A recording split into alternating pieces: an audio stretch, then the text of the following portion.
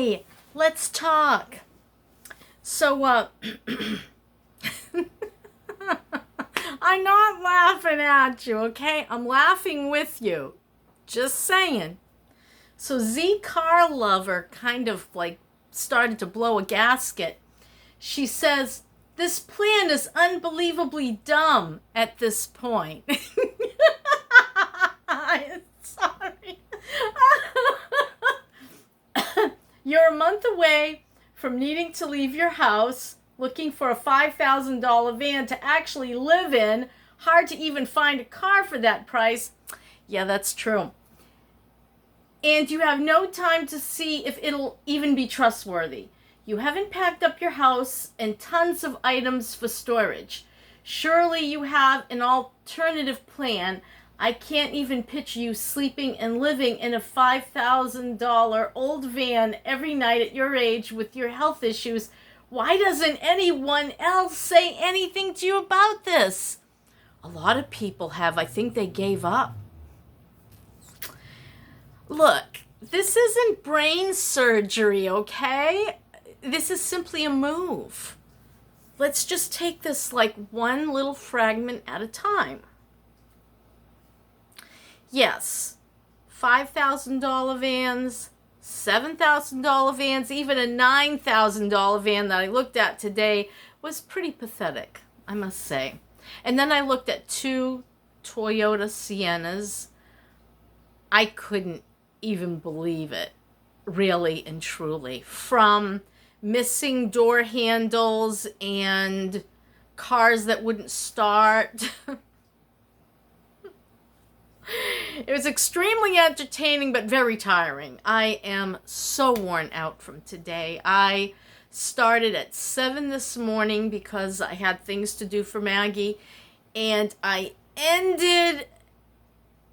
What time did I reach that last car? 7? So I steadily pushed on for 12 solid hours trying to figure out if there was a van for me out there. Okay, so what happens now? So there's really nothing else to look at. And so I called this guy who has a dealer. You know, he's like a little guy, mom pop car sales. And actually he was recommended to me by a friend of my son's. So I talked to him tonight. He's on vacation. He'll be in Thursday. We're going to talk about what I need, what he has, and what he might be able to find me. Here's the bottom line. Let's say the poop hits the fan and none of this works out. Well, okay, it could happen. It's a possibility. Maybe I'm not supposed to go to Brimfield. I don't know. I kind of like to believe that God has me and that, you know, my Uncle Andrew always used to say, oh no, doesn't that remind you of that he said, she said, how Kevin Bacon always said, my Uncle Olaf always says? Well, my Uncle Andrew said,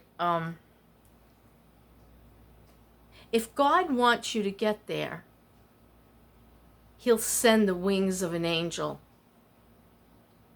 And if God doesn't want you to get there, there'll be nothing but roadblocks. I trusted my Uncle Andrew. He was a godly man, a God-fearing man, and he taught me a lot about God, about the Bible. And I think about that every now and then. You know, my mentor, Bruce Bell, who passed on in June, he was so laid back and easygoing. He'd always say, it's mind over matter, Nikki. If I don't mind, it doesn't matter. Oh, Bruce, I wish I were up there with you and Denny and Annie's husband, and we'd all be laughing and having a good old time. Ah, yes, the cares of life. There's too many. I'm sorry, but there's too many cares in life. So anyway, budget rent-a-truck is really cheap. I'll just get myself a 16-footer and load her all up and get a storage facility and load her all in. It's pretty much how it works. I mean, if worse comes to worse, that's it.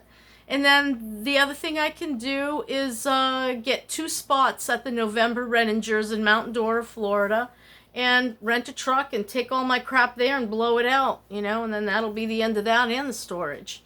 So, yeah, that's a possibility. Also, there's a little Saturn that's $1,500. If it runs, I might just grab it so that I can return the rental car and have something to skirt around in. Yeah. So, you know, we're not talking about, you know, trying to wire somebody's brain back together, you know, that their head fell off or something. Does that happen anymore? Or did it ever happen?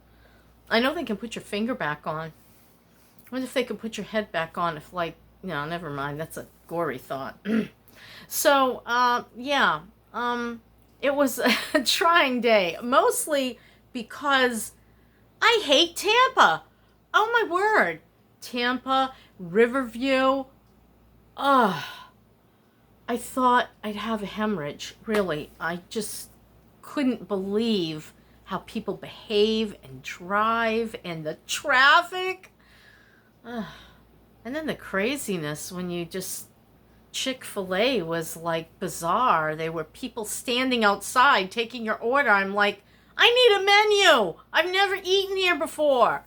Just wanted a dang sandwich, you know? So, oh, Chick-fil-A, I'll try that.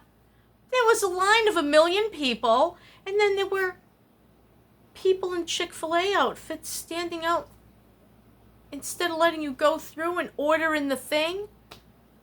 I said, what's going on here?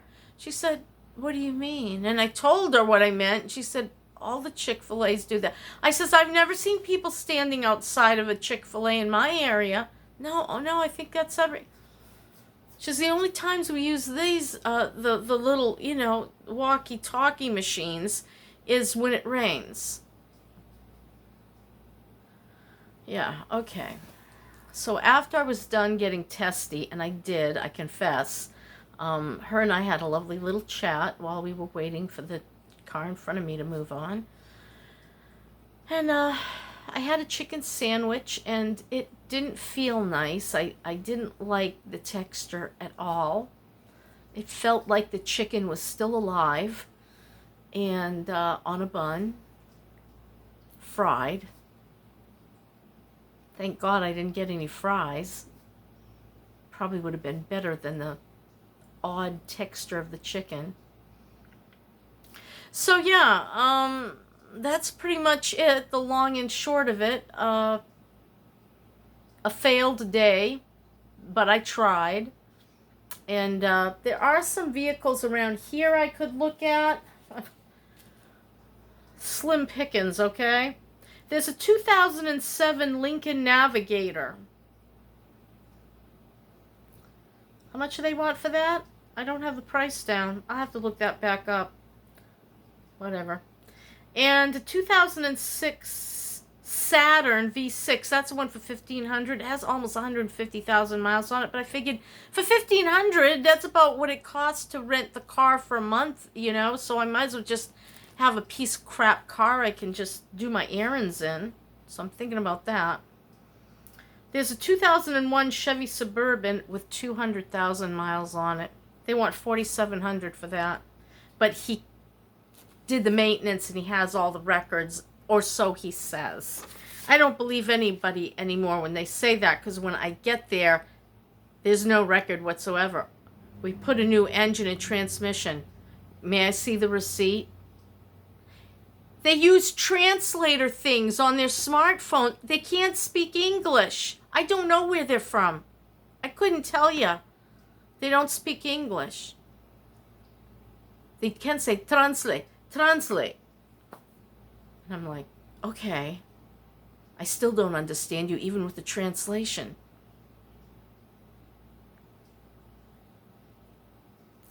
And then there's that auto place that will work with me if all else fails.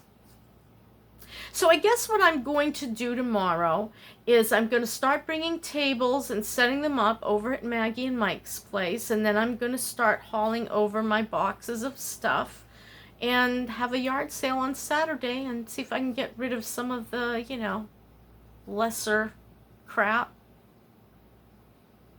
It's a plan. And then I'm supposed to go see that Suburban in the late afternoon, but 200,000 miles for $4,700?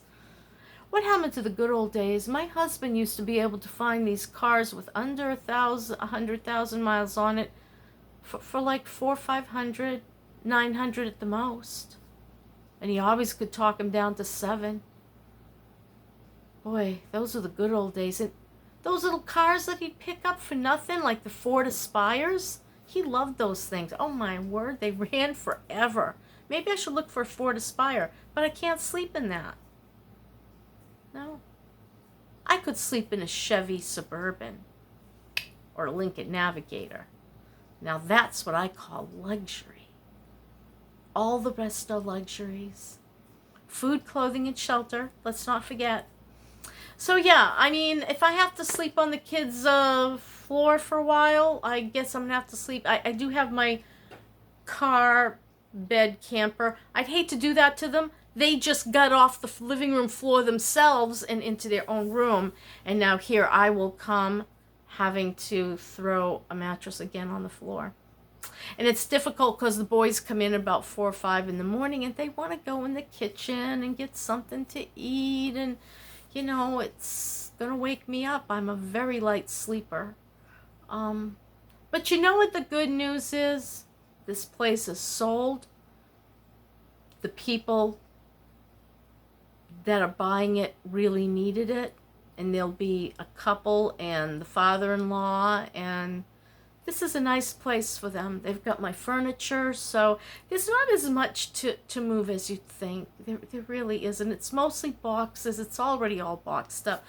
I'm holding off because things like toiletries, I'm just going to throw them into a bag at the end when I'm done using them and throw them out, unless, Mickey, who is the woman that's going to be living here, would like things like my nail polish or what have you. I'll ask her, is there anything you'd like to keep here? So, because I know it won't sell at a yard sale. I used to love to buy toiletries at yard sales. You'd find stuff like brand spanking new, barely used, and I'd take them. Especially face creams, hand creams, things like that you just dip your fingers into a little or pump. Yeah. When years ago, I was always very frugal, and I could have luxury without the price. Pick it up for 25 cents, 50 cents at a yard sale. They tried it once, didn't like it. What the heck? So yeah. I love the opening. This plan is unbelievably dumb at this point. Thank you. Oh, mercy. I'm going to watch a movie now. It's 9 o'clock. 9 o'clock? Oh, my word. It's past my bedtime. It's 9:04. I'm going to try to watch something. I was watching some stupid movie on Tubi, and I think I'll just keep watching it. All right, that's my story for tonight, and I'm sticking to it. I could release this tomorrow morning, and then I wouldn't have to make one. I think I might consider that. Yes, I have my jammies on, so it'll kind of look like it was morning, except I just revealed that it wasn't morning. Actually, I revealed that at the beginning of this video, and yeah. Alrighty. Well, this is a reasonably good one. Almost 15 minutes. So yeah, I think I'll use this for tomorrow morning. And I'll talk to you all later. Bye. Oh, that's my story, and I'm sticking to it. That's always for Esther. She likes that. And for anybody else who happened to like that. Okay, bye.